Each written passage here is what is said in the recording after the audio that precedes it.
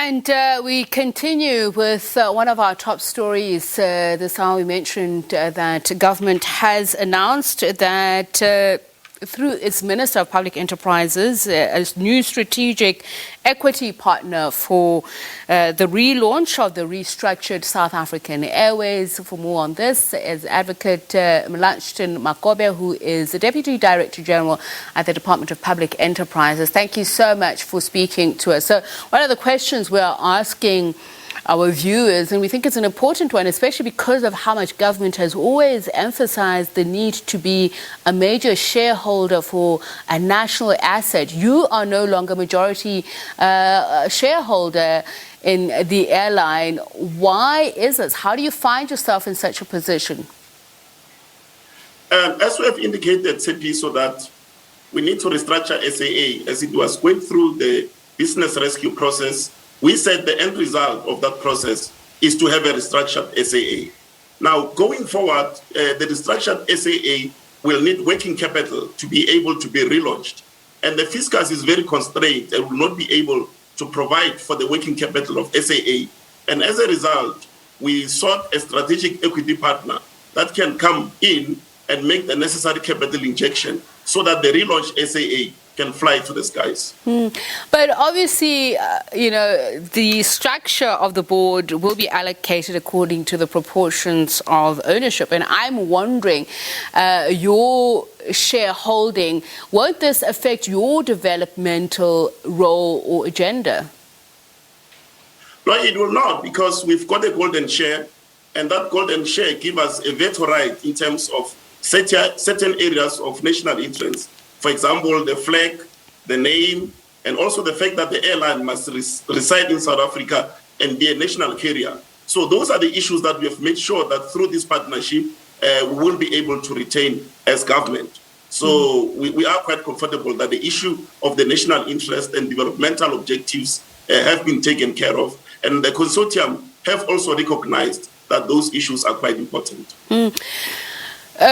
You mentioned the term a strategic partner earlier on. Government has been attacking companies about their lack of broad-based black empowerment aspect of their deal. So now there are those who say there's no sign of the fact that this deal comprises employees, communities, or a significant proportion of women participants that will belie this very principle that you've been fighting for. Unions, we know, have already been up in arms about what they see as privatization.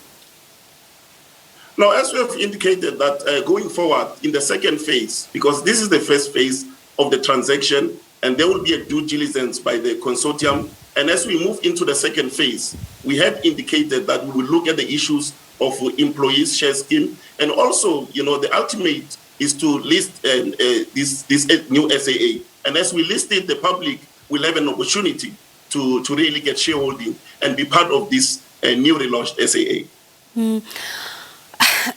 I'm still wondering also just how your positioning will be affected. Government obviously doesn't have the money to put in any more into SAA.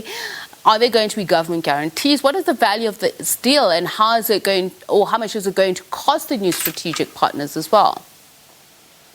I think the beauty of this deal is that we are not going to be taking any money from the fiscus from now on.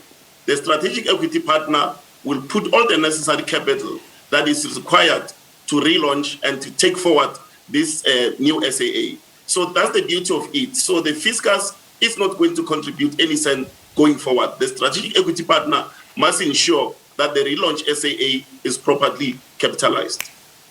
Okay, so government, you say, is not going to pay anything. Your role in terms of how the deal is financed, what will it be?